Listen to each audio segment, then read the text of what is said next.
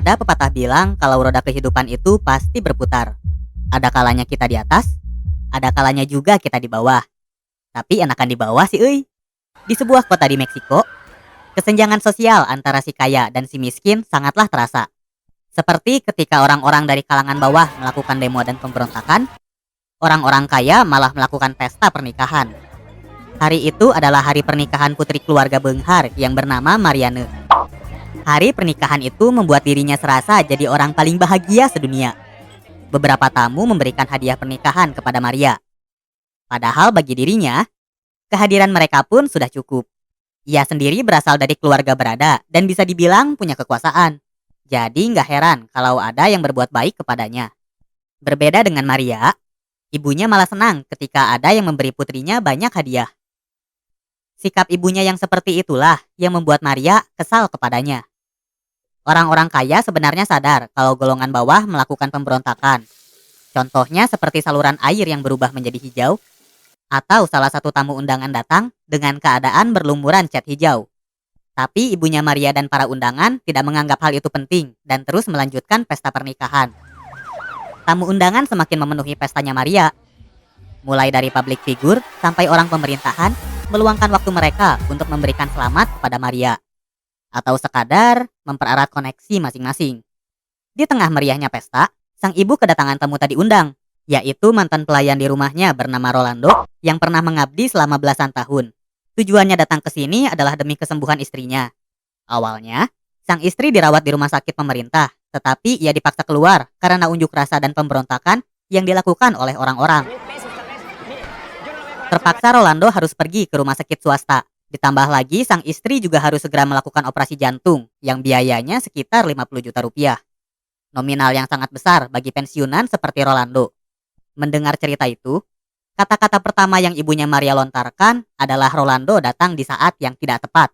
Sang ibu menganggap kehadirannya membuat pesta menjadi suram. Meski begitu, dengan sedikit rasa iba dan terpaksa, si ibu mengumpulkan beberapa uang dari anggota keluarga untuk membantu Rolando. Uang yang diberikan nggak sampai seperempatnya. Setelah itu si ibu langsung ngaleos karena tidak ingin diganggu lagi. Namun dari kejauhan, Rolando melihat Maria yang menyapa tamu di bagian depan. Langsung saja ia memberikan selamat kepada dirinya. Maria pun merasa terharu dengan kedatangan orang yang pernah mengasuhnya ini. Maria lalu menanyakan di mana istrinya Rolando. Pertanyaan ini membuat Maria tahu kalau istrinya Rolando sedang kritis. Begitu juga dengan kedatangannya ke sini untuk meminjam uang. Berbeda dengan si ibu yang judes, Maria langsung berkata akan membantunya. Ia meminta pada sang kakak untuk membantu Rolando. Memang si kakak juga memberikan uang, tapi masih belum cukup untuk biaya pengobatan. Maria lalu meminta bantuan dari ayah dan suaminya, namun usahanya juga nihil. Mereka tidak tergerak untuk membantu mantan pelayan yang pernah mengabdi lama itu. Maria lalu mengambil kartu kredit miliknya dan kembali ke tempat Rolando menunggu, tetapi ia sudah menghilang. Kata kepala security, Rolando sudah kembali ke rumahnya. Masih bertekad untuk membantu Rolando, Maria mengajak pelayan bernama Christian yang merupakan cucunya Rolando untuk mengantar dirinya.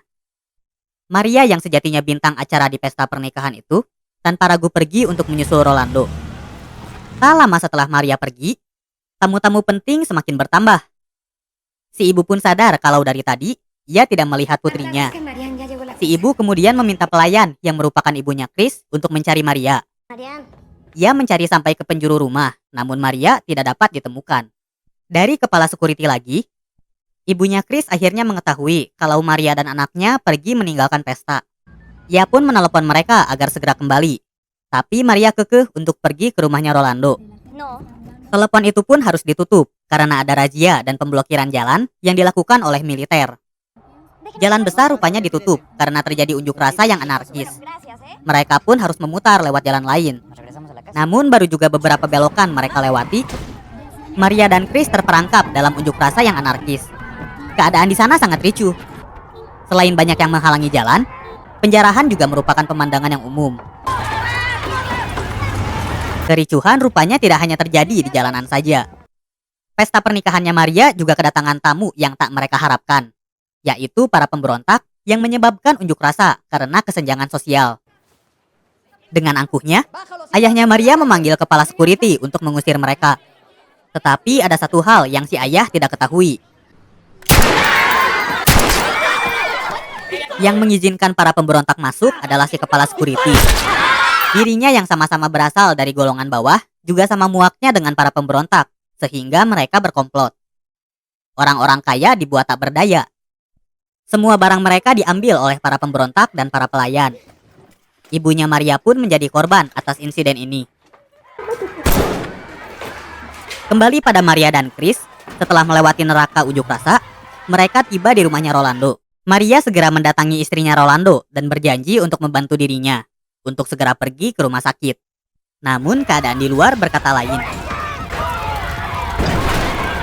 Situasi yang semakin ricuh membuat mereka terjebak. Ditambah lagi alat komunikasi juga tidak berfungsi, sehingga Maria tidak bisa menelepon rumahnya. Malam itu Maria habiskan dengan diiringi teriakan para pemberontak. Keesokan harinya, unjuk rasa sudah mulai terkendali. Korban penyerangan di pesta pernikahan Maria juga mulai dievakuasi. Maria sendiri sedang bersiap-siap pulang ke rumahnya. Chris kemudian memeriksa suasana di luar, dan memang sudah tidak ada pemberontak yang berkeliling. Yang ia temui adalah tentara militer yang sedang melakukan patroli. Para tentara berkata akan mengantar Maria pulang. Namun ada hal yang aneh, yaitu barang bawaan, termasuk anting dan lain-lain, harus diserahkan kepada mereka. Maria juga tidak diantar ke rumah, melainkan ke sebuah camp.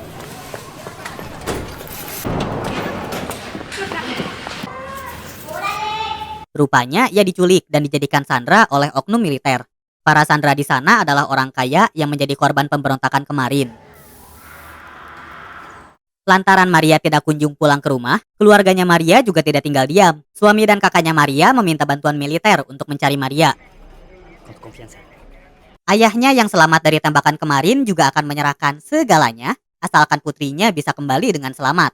Sementara itu, kehidupan di rumah Rolando juga sama buruknya. Meski ia memiliki kartu kredit Maria untuk membawa istrinya ke rumah sakit, Rolando tidak diperbolehkan lewat oleh militer. Meskipun ia berulang kali memohon, bahkan berdebat pun, itu tidak ada gunanya. Ketika malam hari tiba, Rolando kembali mencoba nego dengan militer yang berjaga. Namun mereka sama sekali tidak ada niatan untuk membantu masyarakat. Rolando tewas pada malam itu. Begitu juga dengan istrinya yang tak kunjung mendapatkan perawatan. Kembali ke tempat penculikan, seperti kebanyakan penculik yang budiman, para sandera diberi kesempatan untuk mandi. Dan mereka disuruh berakting di depan kamera untuk membuat video penculikan. Begitu giliran Maria selesai, penculik langsung menghubungi keluarganya Maria untuk meminta uang tebusan. Mereka juga diancam agar tidak menghubungi siapapun.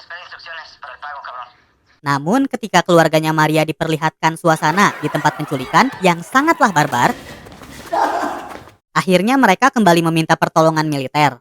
Kemudian, sebenarnya di dalam internalnya para penculik, beberapa perselisihan juga sering terjadi, khususnya masalah uang tebusan. Oknum tentara yang menculik Maria menganggap uang tebusannya terlalu sedikit. Mereka lalu mendatangi tempat Chris berada dan meminta uang tebusan tambahan. Lebih tepatnya supaya Chris meminta tebusan tambahan kepada keluarganya Maria. Keesokan harinya, masyarakat yang sudah terdata dan memiliki tanda pengenal yang dikalungkan diperbolehkan keluar rumah serta melakukan aktivitas seperti biasanya. Chris dan ibunya pun kembali bekerja ke rumah Maria. Sayangnya kedatangan Chris ke sini adalah untuk membawa berita tidak menyenangkan. Uang tebusan yang kali ini diminta jumlahnya 10 kali lipat dari uang tebusan semula. Tapi seperti perkataan sang ayah beberapa waktu lalu, ia bersedia membayar berapapun agar putrinya dapat dibebaskan. Berhubung penjagaan di jalan sangatlah ketat, mereka harus cerdik dalam menyembunyikan uang tebusan, yaitu disembunyikan di dalam tempat yang tidak mungkin dikodok oleh para penjaga. Setelah tiba di rumah, para penculik kembali mendatangi mereka untuk mengambil uang tebusan. Segepok, 2 gepok, mereka masukkan ke dalam kantung plastik. Namun Maria yang dijadikan jaminan masih belum muncul. Tanpa ada perasaan berdosa, para penculik malah meminta uang tebusan lagi, bahkan hingga 10 kali lipat. Yang asalnya 50 juta jadi 50 miliar. Kan liar. Chris dan ibunya yang dititipkan uang tebusan kembali ke rumahnya Maria untuk meminta uang tebusan lagi. Sayangnya bagi keluarga Maria sendiri, uang tebusan kemarin bukanlah jumlah yang sedikit. Sekarang karena uang tebusan sudah hilang dan Maria belum kembali, Chris serta ibunya diadukan kepada militer atas penculikan Maria. Kemiliteran lalu menangkap ibunya Chris dan juga dua oknum tentara yang menculik Maria. Para oknum penculik ini dihukum mati.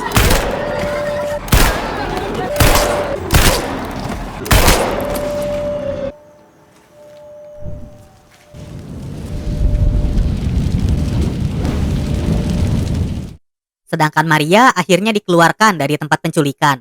Film pun ditutup dengan Maria yang diantar oleh para tentara. Ending yang heula. Kenapa Maria dibawa ke rumahnya Rolando?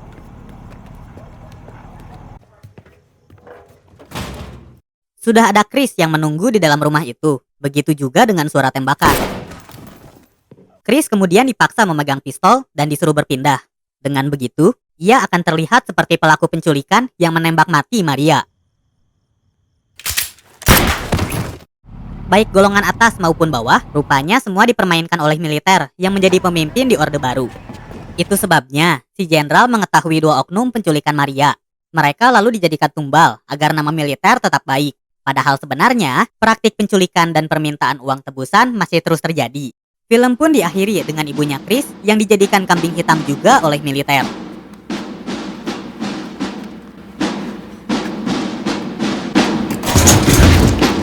Tamat, ending yang pencitraan. Film ini sih ya kalau buat Otong, jadi pengingat bagi kalangan atas. Supaya nggak semena-mena, karena kalau rakyat bertindak, semuanya bisa terjadi. Tapi rakyat juga harus waspada, jangan sampai ditunggangi oleh pihak lain. Ingat, kejahatan bukan terjadi karena ada kesempatan, tetapi juga ada duitnya. Sekian alur cerita film New Order yang bisa Otong ceritakan. Jika ada saran, rekomendasi film, atau kritik sekalipun, bolehlah dilampiaskan di kolom komen. Terima kasih sudah menonton, semoga kalian selalu santuy. Otong undur diri dan jangan lupa subscribe.